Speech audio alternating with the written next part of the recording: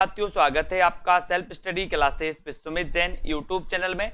तो साथियों, स्टार्ट हो चुका है आज का ये सेशन। सभी लोग एक बार वीडियो को लाइक जरूर कर देंगे, ठीक है। वीडियो को लाइक कर दें दोस्तों, और 2020 टेस्ट सीरीज में आपको भाग जरूर लेना है। और दोस्तों, इस 2020 टेस्ट सीरीज में अगर आप भाग लेना चाहते हैं, जो कि बिल्कुल फ्री है ना, तो आपको डाउनलोड करना है सेल्फ स्टडी क्लासेस ऐप। इस सेल्फ स्टडी क्लासेस ऐप पर ही दोस्तों ये क्लासें होती हैं, और सप्ताह में ये 2 दिन होती हैं, है ना। एक तो रविवार और दूसरा गुरुवार, ठीक है। इसको आपको याद रखना है। और दोस्तों, यहाँ पर चतुर्थ बैच स्टार्ट होने वाला है। चतुर्थ बैच स्टार्ट हो रहा है, जिसमें दोस्तों आपको 1 जुलाई से स्टार्ट हो गया है ये, जिसमें आपको विस्तृत अध्ययन, टेस्ट, ट्रैक, ये सारी चीजें यहाँ पर मिलती हैं दोस्तों। तो एक बड़ा ऑफर अभी चल रहा है। अभी दोस्तों आप मात्र 1099 1099 में इस कोर्स में एडमिशन ले सकते हैं और पढ़ सकते हैं दोस्तों। शुरुआत से अध्ययन आदिकाल स्टार्ट हो चुका है आज से। तो जिनको भी एडमिशन लेना है वो एडमिशन लेकर के अध्ययन जरूर करें, ठीक है। चलिए तो स्टार्ट करते हैं दोस्तों आज का ये वीडियो। सभी लोगों को एक बार लाइक कर देना है दोस्तों, है ना। और विट्ठल नाथ ने बल्लभ संप्रदाय में किस तरह की पूजा का समावेश किया, ये आपको बताना है। जल्दी से सभी लोग बताएंगे। विट्ठल नाथ ने बल्लभ संप्रदाय में किस तरह की पूजा का समावेश किया, बताएं जल्दी से। प्रश्न आपके सामने है। विट्ठल नाथ ने बल्लभ संप्रदाय में किस तरह की पूजा का समावेश किया दोस्तों? किस तरह की पूजा का इन्होंने समावेश किया, पूजा पद्धति का समावेश किया? बालकृष्ण की उपासना, युगलोपासना, राधा स्तुति, या फिर कांता भाव की उपासना। ये 4 विकल्प हैं। उत्तर आपका क्या हो जाएगा? विट्ठल नाथ ने बल्लभ संप्रदाय में किस तरह की पूजा पद्धति का समावेश किया है। तब आपने बिल्कुल सही आंसर बताया है कि सर विट्ठल नाथ जो थे ये वल्लभाचार्य के पुत्र थे। विट्ठल नाथ ने क्या किया था? 1565 में अष्टचाप की स्थापना कर दी थी, है ना। और इन्होंने युगलोपासना का पूजन पद्धति का दोस्तों इसमें समावेश किया था इन्होंने, ठीक है। अगला क्वेश्चन देखो, निम्न में से कौन कृष्ण भक्ति काव्य का कवि नहीं है? कौन कृष्ण भक्ति काव्य का कवि नहीं है? कौन कृष्ण भक्ति काव्य का कवि नहीं है? सूरदास, कृष्णदास, नंददास, या फिर सुंदरदास। कौन कृष्ण भक्ति काव्य का कवि नहीं है? इसका उत्तर आपको बताना है। प्रश्न क्रमांक आपका 304 है, और 304 का उत्तर आपको बताना है कि कृष्ण भक्ति काव्य का कवि कौन सा नहीं है, ये बताना है। सभी को पता है सूरदास हैं, कृष्णदास भी हैं, है ना। और कौन से कवि नहीं है, जल्दी से बताएं। और बिल्कुल सही आंसर आया है कि सर सुंदरदास नहीं है। ये सुंदरदास संत काव्यधारा के कवि हैं, है ना। उत्तर आपका चला जाता है दोस्तों डी की तरफ। डी नंबर आपका बिल्कुल सही है। 84 वैष्णव की वार्ता और 252 वैष्णव की वार्ता की रचना का मूल रूप से दोस्तों ये क्या है? मूल रूप से बताना है कि ये क्या है। ये आपको पता है दोस्तों, इसकी रचना की थी गोकुल नाथ ने। लेकिन ये मूल रूप से क्या माने जाते? जीवन वृत्त है, कथा कहानी है, आत्मकथा, या फिर निबंध है? क्या है ये बताएं। 84 वैष्णव की वार्ता और 252 वैष्णव की वार्ता, ये क्या है मूल रूप से? मूल रूप से आपको बताना है कि ये क्या माने जाते हैं। जीवन वृत्त है, कथा कहानी है, आत्मकथा है, या फिर दोस्तों निबंध है? और आपका बिल्कुल सही आंसर है कि सर ये मूल रूप से क्या है? जीवन वृत्त है। क्या है? जीवन वृत्त। यानी कि आपका जो 1 नंबर है वो बिल्कुल सही आंसर है। 1 नंबर राइट आंसर हो जाएगा। अगले क्वेश्चन की ओर जाते हैं। अगला क्वेश्चन यहां पर देख लेते हैं दोस्तों। तत्वदीप निबंध किसकी रचना है? तत्वदीप निबंध किसकी रचना है? वल्लभाचार्य की है, निम्बारकाचार्य की है, और नाभादास, या फिर नंददास की? तत्वदीप निबंध के रचनाकार कौन है? ये रचना कौन की है दोस्तों, बताएं। सभी लोग लाइक जरूर कर दें। जिन भी साथियों को पेड ग्रुप में दोस्तों एडमिशन लेना है ना, वो 1099 में अभी ले सकते हैं, ठीक है।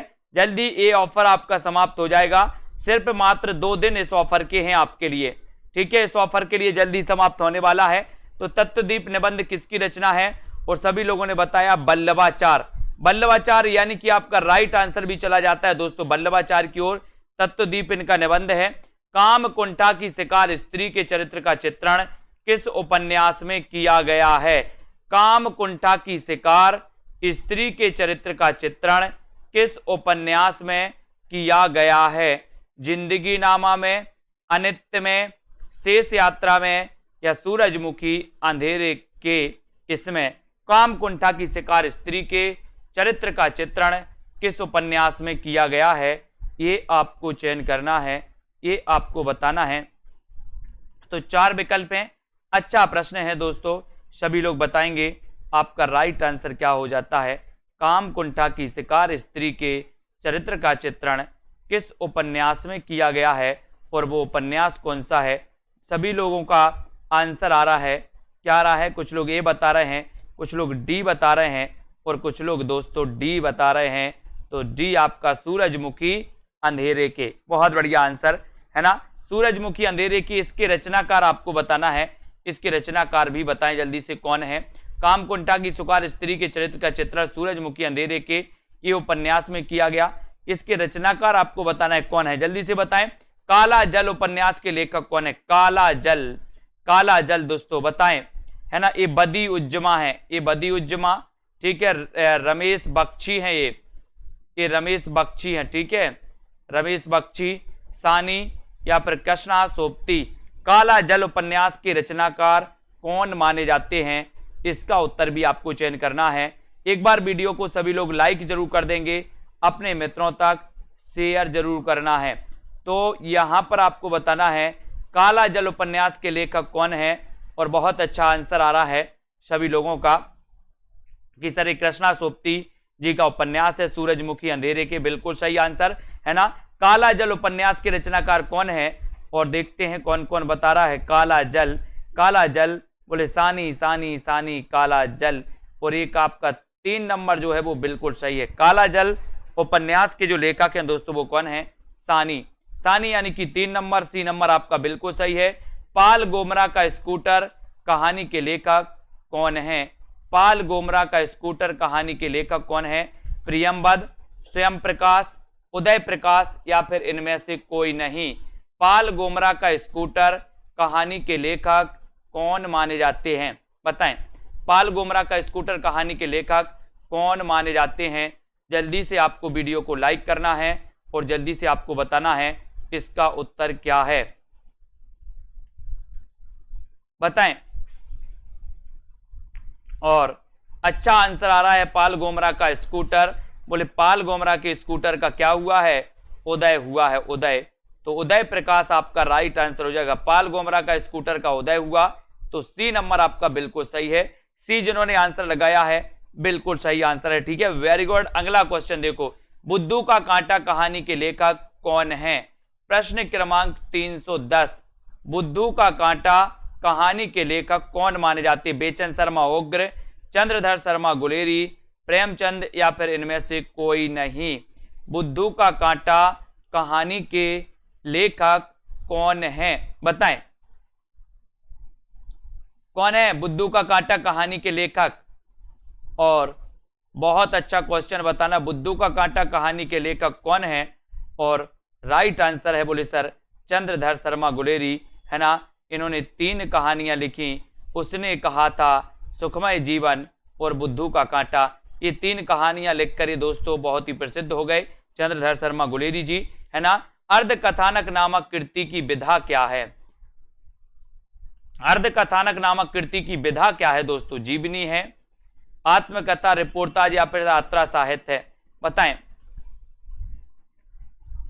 इतना सरल क्वेश्चन आपसे पूछा गया है, अर्ध कथानक नामक कृति की विधा क्या है? विधा पूछा गया है, ये आपको बताना है। और बहुत अच्छा क्वेश्चन है, सभी लोगों ने बताया है कि सर अर्ध कथानक नामक जो कृति है इसकी जो विधा है वो विधा है क्या? आत्मकथा। आत्मकथा यानी कि आपका 1 नंबर जो है वो बिल्कुल सही है। ये हिंदी की दोस्तों प्रथम प्राचीनतम आत्मकथा मानी जाती है ना। और ये बनारसी दास जैन इसके तो रचनाकार माने जाते हैं, आत्मकथाकार माने जाते हैं।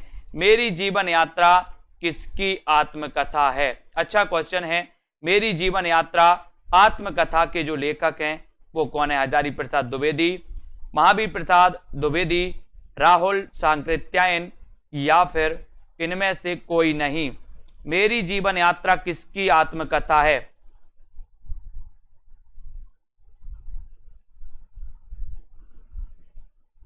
और आपका राइट आंसर है मेरी जीवन यात्रा जो आत्मकथा है दोस्तों वो किसकी है? ये जो आत्मकथा है ये है किसकी? राहुल सांकृत्यायन की। यानी कि जो 3 नंबर है आपका बिल्कुल सही आंसर हो जाता है। 3 आपका राइट आंसर है। ठीक है, वेरी गुड। अगला क्वेश्चन है तिरस्कृत किसकी आत्मकथा है? तिरस्कृत किसकी आत्मकथा है? डॉक्टर धर्मवीर भारती की, तुलसीदास की, ओम प्रकाश वाल्मीकि या फिर सूरजपाल चौहान?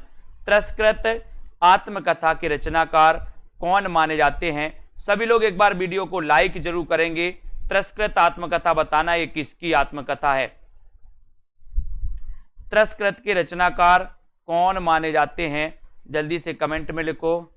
और अपन ने कई बार देखा है, बोले सूरज भी दोस्तों त्रस्त हो गया है, रोज निकलता है रोज अस्त होता है, त्रस्त हो गया। अपन बोलते त्रस्त हो गए, हम तो काम करते करते त्रस्त हो गए, तो त्रस्त हो गया है सूरज भी, तो सूरजपाल चौहान तिरस्कृत इनकी दोस्तों आत्मकथा मानी जाती है। ठीक है, अगला क्वेश्चन है अपने कुकर्मों का फल चखने में कड़वा परंतु परिणाम दोस्तों में मधुर होता है ना? ये कथन किसका है ना? बताओ। स्कंदगुप्त, प्रख्याति कीर्ति, मात्रगुप्त या फिर भट्टार्क का? तो अपने कुकर्मों का फल चखने में कड़वा परंतु दोस्तों मधुर होता है, ये कथन किसका है? ये कथन है दोस्तों, ये अलग है, ये भट्टार्क का कथन है। 4 नंबर है भट्टार्क। ठीक है, भट्टार्क का है। शिव पूजन सहाय का एकमात्र उपन्यास कौन सा है? शिव पूजन सहाय का एकमात्र उपन्यास आपको बताना है। शिव पूजन सहाय, ये कई बार पूछा गया इनका उपन्यास दोस्तों, तो बताएं शिव पूजन सहाय का एकमात्र जो उपन्यास है वो कौन सा है? और राइट आंसर है दोस्तों आपका कि शिव पूजन सहाय का जो एकमात्र उपन्यास है वो उपन्यास है देहाती दुनिया। कौन सा है? देहाती दुनिया। यानी कि आपका जो 1 नंबर है वो बिल्कुल सही हो जाएगा। देहाती दुनिया आपका राइट आंसर हो जाएगा, है ना? वेरी गुड, सभी लोगों ने आंसर सही बताए हैं। वामन दास इनमें से किस उपन्यास का पात्र है? बहुत बढ़िया, वामन दास आपको बताना है किस उपन्यास का पात्र है? गोदान, परती परिकथा, बलचनामा या फिर मेला आंचल? किसका पात्र है वामन दास? बताएं सभी लोग, सभी को आंसर बताना है। वामन दास किस उपन्यास का पात्र है? बताएं। और दोस्तों जिन भी साथियों ने सेल्फ स्टडी क्लासेस का ऐप डाउनलोड नहीं किया वो सेल्फ स्टडी क्लासेस का ऐप जरूर डाउनलोड कर लें। सेल्फ स्टडी क्लासेस का ऐप जरूर आपको डाउनलोड कर लेना है। और वामन दास किस उपन्यास का पात्र है ये आपसे पूछा गया है, तब आपका राइट आंसर चला जाएगा मेला आंचल। मेला आंचल यानी कि 4 नंबर आपका राइट आंसर होगा, है ना? वामन दास किस उपन्यास का पात्र है? उत्तर है मेला आंचल, यानी 4 नंबर। 4 नंबर आपका सही है। ठीक है, अगला क्वेश्चन है दोस्तों महावीर प्रसाद द्विवेदी और हिंदी नवजागरण के लेखक कौन है? महावीर प्रसाद द्विवेदी और हिंदी नवजागरण, महावीर प्रसाद द्विवेदी और हिंदी नवजागरण के लेखक कौन है? रामविलास शर्मा, नामवर से हैं, डॉक्टर नगेंद्र या फिर नंदुलारे वाजपेयी? महावीर प्रसाद द्विवेदी और हिंदी नवजागरण के लेखक कौन माने जाते हैं, है ना? तो ये मेला आंचल तो आपका हो ही गया। महावीर प्रसाद द्विवेदी हिंदी नवजागरण के लेखक कौन हैं? बताएं, हिंदी नवजागरण के लेखक कौन हैं ये आपको चयन करना है। सभी लोग वीडियो को लाइक जरूर करें, सेल्फ स्टडी क्लासेस ऐप को डाउनलोड कर लें दोस्तों। और महावीर प्रसाद द्विवेदी और हिंदी नवजागरण के जो लेखक हैं दोस्तों, वो लेखक आपने बिल्कुल सही बताया कि सर इसके लेखक हैं रामविलास शर्मा। ये नंबर आपका बिल्कुल सही है। आचार्य देव ने किस भाव को 34वां संचारी भाव कहा है? आसान क्वेश्चन है, सरल क्वेश्चन है दोस्तों। आचार्य देव ने किस भाव को 34वां संचारी भाव कहा है? किस भाव को कहा है बताइए? किस भाव को 34वां संचारी भाव कहा है? इसका उत्तर आपको बताना है। छल, स्मृति, पुलक या फिर रोमांच? बताएं जल्दी से। आचार्य देव ने किस भाव को 34वां छल नामक संचारी भाव माना है। तो यहाँ पर आपका उत्तर सही है, छल नामक, यानी कि एक आपका बिल्कुल राइट आंसर है ना। अब आपको बताना है कुबले आनंद के रचयिता कौन है। कुबले आनंद के रचयिता कौन है, तो जल्दी से बताएं। कुबले आनंद के रचयिता कौन है दोस्तों? भामह, दंडी, पंडित राज जगन्नाथ या फिर अप्पय दीक्षित। कुबले आनंद के रचनाकार कौन माने जाते हैं? लेकिन जल्दी से वीडियो को लाइक जरूर कर दें, एक बार अपने मित्रों तक शेयर कर दें दोस्तों। कुबले आनंद की रचनाकार आपसे पूछा गया है, देखते हैं कौन कौन सबसे पहले बताता है ये रचना किसकी है। कुबले आनंद के रचनाकार कौन है, और यहाँ पर सभी लोगों ने अप्पय दीक्षित को चुना है। अप्पय दीक्षित आपका राइट आंसर है दोस्तों। कुबले आनंद, ये दोस्तों अप्पय दीक्षित की रचना कई बार पूछी गई। आपसे सीधा उत्तर प्रश्न आता है कुबले आनंद के रचनाकार कौन है, आपका उत्तर चला जाता है अप्पय दीक्षित की ओर।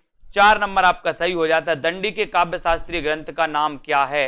दंडी के काव्य शास्त्रीय ग्रंथ का नाम क्या है? प्रतिदर्श, काव्य शास्त्र, काव्यादर्श या फिर भाषादर्श। दंडी के काव्य शास्त्रीय ग्रंथ का नाम क्या है? दंडी के काव्य शास्त्रीय ग्रंथ का नाम क्या है, ये आपको बताना है। सभी लोग बताएंगे काव्य प्रतिदर्श है या फिर काव्यादर्श है, बताइए। दंडी के काव्य शास्त्रीय ग्रंथ का नाम आपको बताना है। जिन भी साथियों ने सेल्फ स्टडी क्लासेस का ऐप डाउनलोड नहीं किया, एक बार ऐप को जरूर डाउनलोड करें और आपका उत्तर हो जाता है दोस्तों काव्यादर्श। दंडी का दोस्तों काव्य शास्त्रीय जो ग्रंथ है वो कौन सा है? काव्यादर्श है, ठीक है। काव्यादर्श आपका राइट आंसर हो जाएगा। प्रेमचंद के तीसरे दौर की कहानियां किस श्रेणी में आती हैं? बहुत अच्छा क्वेश्चन है। तीसरे दौर की जो कहानियां हैं दोस्तों, ये किस श्रेणी में आती है? यथार्थवादी, यथार्थोन्मुख आदर्शवादी, आदर्शोन्मुख यथार्थवादी या फिर आदर्शवादी। तो प्रेमचंद की तीसरी दौर की जो कहानियां हैं वो किस श्रेणी में आती हैं, आपको कमेंट में लिखना है। अच्छा क्वेश्चन है। प्रश्न क्रमांक 321 का आपको चयन करना है दोस्तों, और यहां पर सीधा उत्तर जाता है दोस्तों कि प्रेमचंद के तीसरे दौर की जो आखिरी दौर की इनकी कहानियां थी, तो आपका उत्तर हो जाएगा यथार्थवादी। यथार्थवादी यानी कि आपका जो 1 नंबर है वो बिल्कुल सही है। प्रेमचंद के तीसरी दौर की जो कहानियां हैं वो यथार्थवादी श्रेणी में आती हैं। ये नंबर राइट आंसर है। कौन सी कहानी प्रेमचंद की नहीं है? प्रेमचंद की कहानियां आपने पढ़ी हैं, लेकिन आपको पता होनी चाहिए कि कौन सी कहानी प्रेमचंद जी की नहीं मानी जाती। आकाशदीप, पूस की रात, घास बाली, गुल्ली डंडा। गुल्ली डंडा खेला सभी ने, है ना। और कौन सी कहानी प्रेमचंद की नहीं है, ये आपसे पूछा गया, तो आपने बिल्कुल सही आंसर लगाया कि सर आकाशदीप। कौन सी नहीं है? आकाशदीप नहीं है। फिर आकाशदीप के रचनाकार कौन है?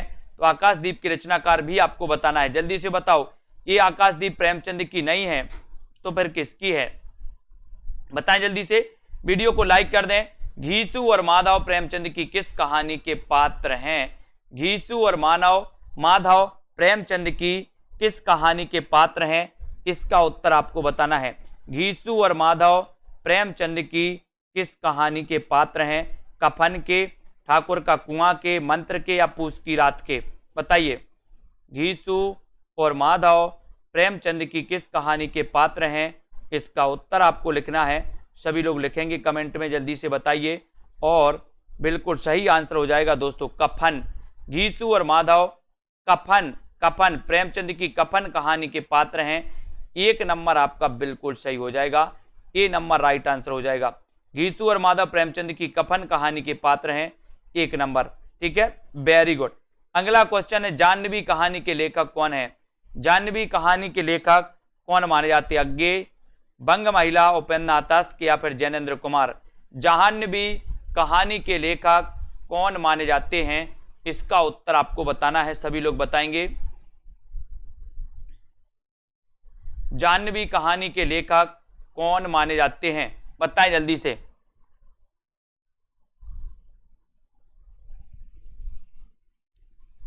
और जाह्नवी कहानी के जो लेखक हैं वो लेखक माने जाते हैं दोस्तों कौन माने जाते हैं? जाह्नवी, जैनेन्द्र कुमार, है ना, very good answer. Jainendra Kumar आपका 4 नंबर ये बिल्कुल सही है। जानवी कहानी के लेखक हैं जैनेन्द्र कुमार दोस्तों। कर्मनाशा की हार के रचनाकार कौन है? कर्मनाशा की हार, अगला ही क्वेश्चन आपका आया है सामने, 326वां प्रश्न है ना। कर्मनाशा की हार ये किसकी रचना है, बताएं। और अगर आप 2020 टेस्ट सीरीज देना चाहते हैं दोस्तों बिल्कुल फ्री वाली, तो 2020 टेस्ट सीरीज दे सकते हैं, जुड़ सकते हैं दोस्तों इस कोर्स से, है ना। ये बहुत ही बढ़िया कोर्स है आप लोगों के लिए, 2020 टेस्ट सीरीज। और यहाँ पर कर्मनाशा की हार आपसे पूछा गया कि कर्मनाशा की हार ये किसकी कहानी है? धर्मवीर भारती की, शिव प्रसाद सिंह की, मार्कंडे या फिर अमृता प्रीतम की? तो कर्मनाशा की हार के रचनाकार सभी लोगों ने उत्तर बताया है शिव प्रसाद सिंह, है ना। और बिल्कुल सही आंसर है शिव प्रसाद सिंह, बी नंबर आपका राइट आंसर है, वेरी गुड आंसर। अगला है तुलसीदास की विनय पत्रिका की भाषा क्या है? तुलसीदास की रचना विनय पत्रिका की भाषा क्या है दोस्तों?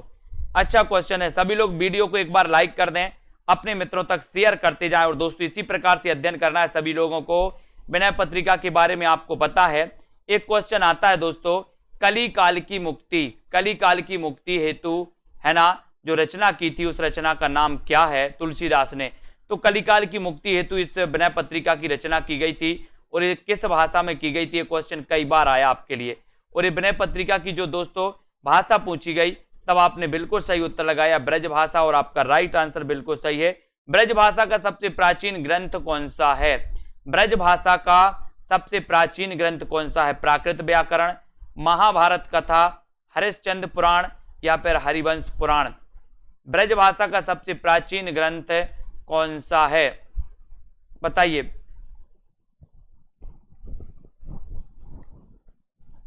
ब्रज भाषा का सबसे प्राचीन ग्रंथ कौन सा है? सभी लोगों को बताना है। प्राकृत व्याकरण, महाभारत कथा, हरिश्चंद्र पुराण या फिर हरिवंश पुराण? ब्रज भाषा का सबसे प्राचीन ग्रंथ कौन सा है?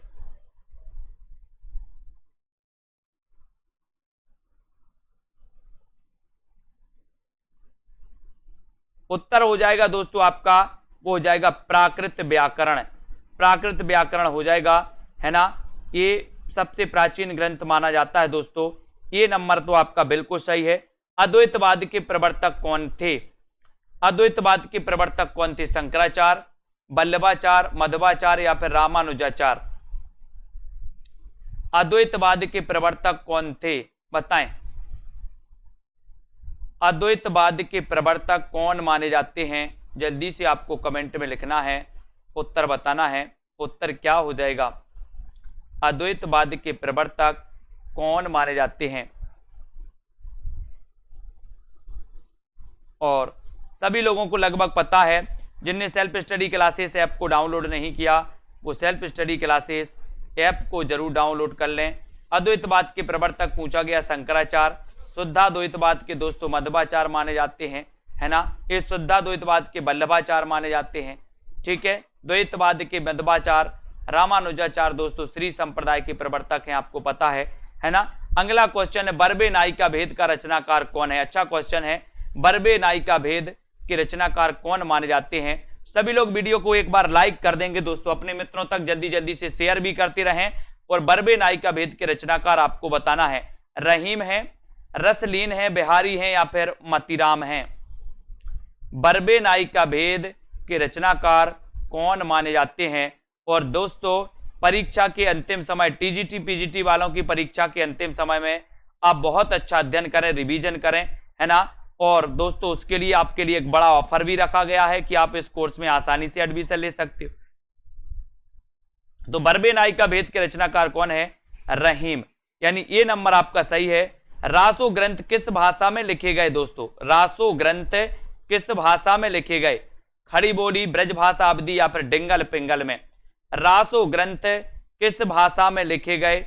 जल्दी से आपको चयन करना है, एक बार लाइक करना है, बताइए रासो ग्रंथ किस भाषा में लिखे गए?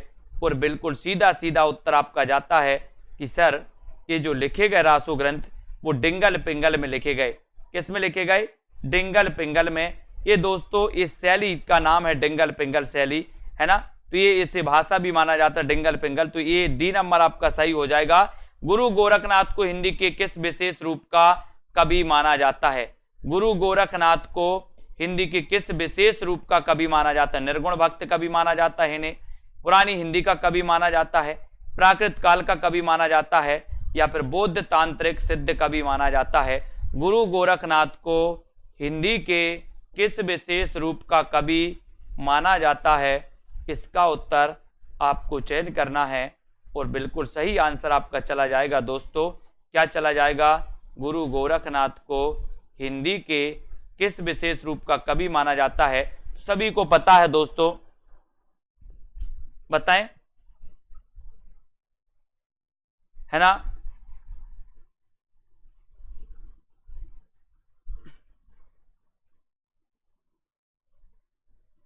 गोरखनाथ सिद्ध कवि थे क्या? कट, पुरानी हिंदी के कवि। ये गोरखनाथ को पुरानी हिंदी के कवि भी माने जाते हैं दोस्तों। ये सिद्ध कवि थोड़ी थे, ये तो नाथ कवि थे, नाथ, ये तो नाथ कवि थे। बौद्ध तांत्रिक सिद्ध कवि लिख दिया तो सबने एक तरफ से सिद्ध कवि लगा दिया। ये पुरानी हिंदी के कवि थे, पुरानी हिंदी के। गोरखनाथ, डी नंबर आपका सही हो जाएगा। ए सॉरी 2 नंबर, बी नंबर आपका सही हो जाएगा, बी नंबर।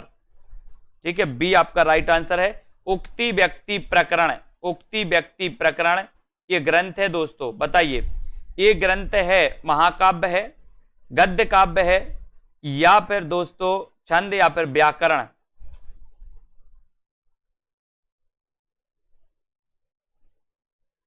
उक्ति व्यक्ति यह ग्रंथ है, बताइए ये क्या ग्रंथ है, कौन सा ग्रंथ है? महाकाव्य है, गद्य काव्य है, छंद का छंद है, व्याकरण ग्रंथ है? तो राइट आंसर है कि सर ये जो है ये व्याकरण ग्रंथ है। कैसा ग्रंथ है? उक्ति व्यक्ति प्रकरण। अब इसके रचनाकार भी आपको बताना है। उक्ति व्यक्ति प्रकरण के रचनाकार कौन है? फटाक से कमेंट में सभी लोग लिखेंगे।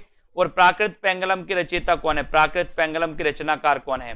बताइए, हेमचंद्र हैं, स्वयंभू, बंशीधर, या फिर विद्यापति हैं? प्राकृत पेंगलम के रचनाकार कौन माने जाते हैं? एक बार वीडियो को लाइक करते हुए चलिए आगे, और वीडियो को दोस्तों सभी लोगों को शेयर भी करना है अपने, है ना। बहुत बढ़िया, पंडित दामोदर शर्मा, वेरी गुड, है ना। अब प्राकृत पेंगलम के रचनाकार आपको बताना है और आपने बताया है, बताइए। बोले सर क्वेश्चन गलत है क्या?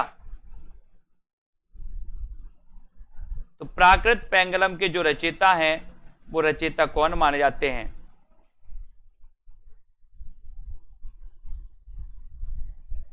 देखते हैं कौन बता रहा है सही।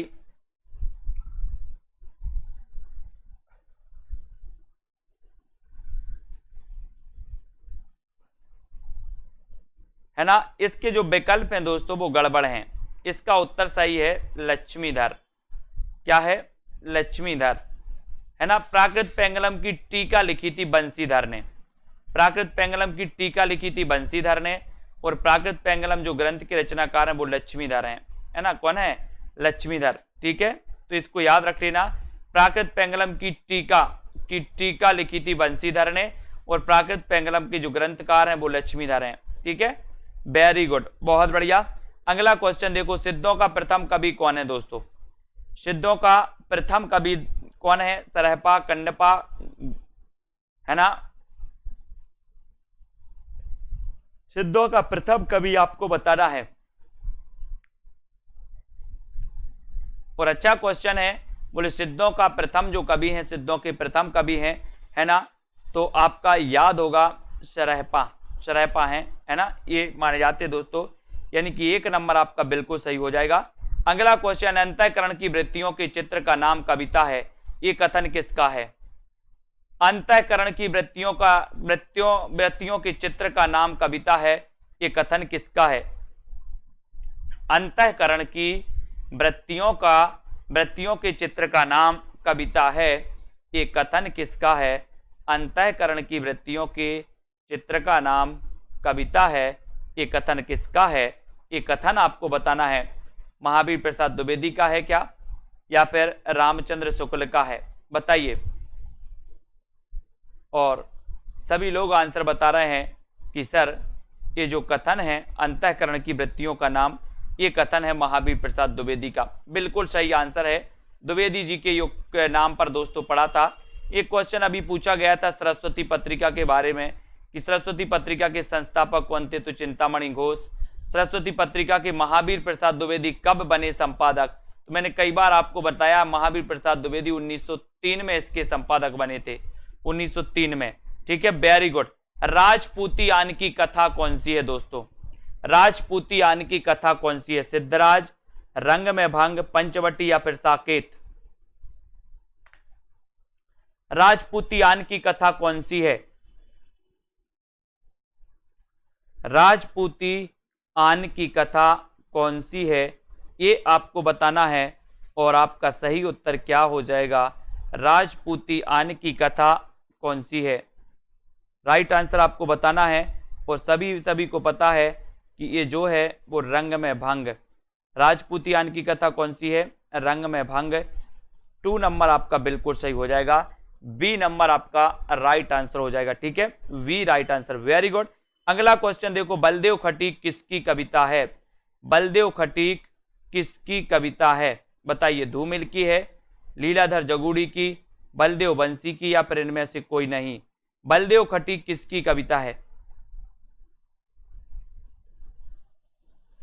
बलदेव खटीक ये किसकी कविता मानी जाती है, ये आपको चयन करना है। उत्तर आपका क्या हो जाएगा,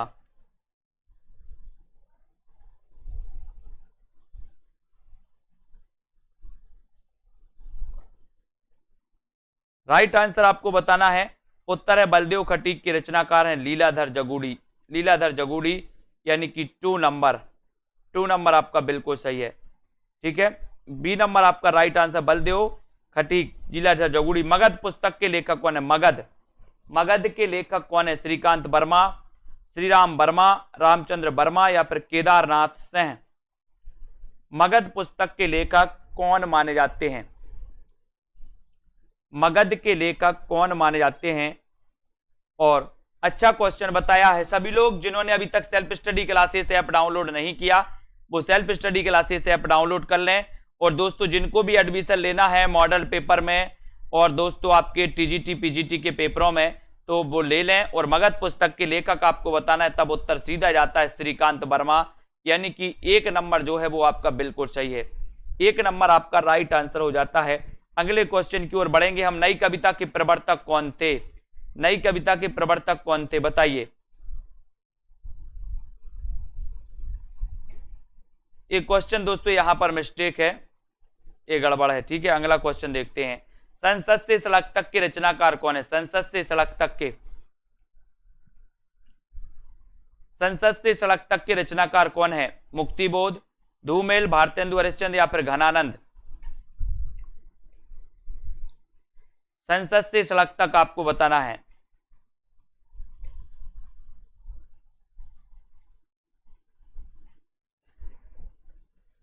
और सभी लोगों ने आंसर बताया है कि सर संसद से सड़क तक के जो रचनाकार हैं वो रचनाकार हैं कौन, धूमिल, यानी कि 2 नंबर आपका बिल्कुल सही है, बी नंबर आपका राइट आंसर हो जाएगा, है ना। यहां पर देखो, साय में धूप काव्य कृति के रचयिता कौन है, साय में धूप ये काव्य कृति के रचनाकार कौन माने जाते हैं, रघुवीर सहाय, दुष्यंत कुमार, नरेश मेहता या फिर धर्मवीर भारती। साय में धूप के रचनाकार कौन है। और जिन भी साथियों ने अभी तक वीडियो को लाइक नहीं किया वो लाइक कर दें, शेयर कर दें अपने मित्रों तक। और संसद से सड़क तक के रचनाकार हैं दोस्तों कौन है, ये साय में धूप के रचनाकार कौन है, तो साय में धूप, बताइए रघुवीर सहाय है या दुष्यंत कुमार, दोनों में कंफ्यूजन, इनको तो काट दो, है ना। सीढ़ियों पर धूप में रघुवीर सहाय और साय में धूप ये दुष्यंत कुमार की रचना, इसको भी काट दो, है ना। तो आपका उत्तर क्या हो जाएगा, बी नंबर, साय में धूप के रचनाकार दुष्यंत कुमार हैं। कौन है, दुष्यंत कुमार, वेरी गुड। अगला क्वेश्चन, नई कविता परंपरा का तिरस्कार है और नई कहानी दोस्तों परंपरा का विस्तार। अब आपको बताना ये कथन किसका है, नई कविता परंपरा का तिरस्कार है और नई कहानी दोस्तों परंपरा का विस्तार है, ये बताना है ना। नई कविता के जगदीश गुप्त माने जाते हैं, बिल्कुल सही है, नई कविता के जगदीश गुप्त माने जाते हैं, वेरी गुड प्रवर्तक। और नई कविता परंपरा का तिरस्कार है और नई कहानी परंपरा का विस्तार, ये कथन किसका है? शैलेश मटियानी, दुष्यंत कुमार, राजेंद्र यादव या नामवर सिंह? नई कविता परंपरा का तिरस्कार है और नई कहानी परंपरा का विस्तार है, ये जो है दोस्तों ये राजेंद्र यादव, ये राजेंद्र यादव की है, यानी कि आपका जो 3 नंबर है, 3 नंबर ये आपका बिल्कुल सही है, सी नंबर आपका बिल्कुल सही है। नई कविता परंपरा का तिरस्कार और नई कहानी दोस्तों इसका विस्तार है, कि राजेंद्र यादव, सी नंबर आपका बिल्कुल सही है। ठीक है, अगला क्वेश्चन है, अपने अपने पिंजरे किस दलित लेखक की आत्मकथा है? अपने अपने पिंजरे किस दलित लेखक की आत्मकथा है, ये आपको बताना है। मोहन नेमिसराय, ओम प्रकाश वाल्मीकि, सूरजपाल सिंह चौहान या फिर डॉक्टर एन सिंह? अपने अपने पिंजरे किस दलित लेखक की आत्मकथा है? अपने अपने पिंजरे किस दलित लेखक की आत्मकथा है? उत्तर आपका क्या हो जाएगा? राइट हो जाएगा मोहन नेमिसराय। अपने अपने पिंजरे मोहनदास नेमिसराय, है ना, यानी कि आपका जो 1 नंबर है वो बिल्कुल सही है। अभी जिन भी वीडियो साथियों ने लाइक नहीं किया है दोस्तों वो लाइक जरूर कर दें। दलित विमर्श पर आधारित कृति जूठन, जूठन किस लेखक की है दोस्तों? जूठन के रचनाकार कौन है? मोहन नेमिसराय, मोहनदास नेमिसराय, ओम प्रकाश वाल्मीकि, सूरजपाल सिंह चौहान या फिर डॉक्टर एन सिंह? दलित विमर्श पर आधारित कृति जूठन के रचनाकार कौन है, बताएं। सेल्फ स्टडी क्लासेस ऐप जरूर डाउनलोड कर लें दोस्तों, यहां पर आपको बहुत सारे फ्री वीडियो भी हैं, बहुत सारे फ्री टेस्ट भी हैं, है ना। जिनको एडमिशन लेना है वो एडमिशन भी ले सकते हैं, ठीक है, वो एडमिशन भी ले सकते हैं। और जूठन आपसे पूछा गया है तो आपका उत्तर हो जाएगा ओम प्रकाश वाल्मीकि, यानी बी नंबर आपका यहां पर बिल्कुल सही आंसर है। ठीक है, बी नंबर यहां पर राइट आंसर हो जाएगा। जिन भी साथियों ने वीडियो को लाइक नहीं किया दोस्तों वो लाइक जरूर कर देंगे। और ये चतुर्थ बैच चल रहा है, अभी चतुर्थ बैच स्टार्ट हो चुका है दोस्तों। चतुर्थ बैच में आप एडमिशन ले सकते हैं, अभी इसमें आदिकाल मतलब चल रहा है और गद्य साहित्य भी स्टार्ट हो गया है। 2 लाइव क्लासों के माध्यम से, एक साइड गद्य साहित्य तो दूसरी साइड दोस्तों आपका पद्य साहित्य, है ना, और दोपहर 2:30 बजे निचोड़ क्लास। तो ये साथी ये बैच में एडमिशन ले सकते हैं अभी। बहुत ही बढ़िया दोस्तों ये सेशन है, बहुत ही बढ़िया है आपके लिए दोस्तों। ठीक है, इसी प्रकार से पढ़ना है, वीडियो को लाइक करना है, सेल्फ स्टडी क्लासेस ऐप को डाउनलोड कर लेना है। ठीक है, और जिन भी साथियों को 2020 फ्री 2020 टेस्ट सीरीज में भाग लेना है, ये टेस्ट सीरीज अब सप्ताह में 2 दिन होती है दोस्तों, 2 दिन होती है, रविवार और गुरुवार को सेल्फ स्टडी क्लासेस ऐप में होती है ना। तो आज ही आपको self study classes app download करना है, वीडियो को लाइक शेयर कर देना अपने मित्रों तक। रोज 9 बजे ये क्लास होती है, इन क्लासों को आप लोग देखिए, अपनी परीक्षा का अध्ययन बहुत अच्छा कीजिए, है ना। और दोस्तों हम भी आपकी सफलता में सहयोगी बने, निरंतर प्रयास करेंगे हम भी, और आप लोग इसी तरह से अध्ययन करते रहें, लाइक करते रहें, शेयर करते रहें। ठीक है, आज के इस वीडियो के लिए दोस्तों सभी लोगों को धन्यवाद। ठीक है, जय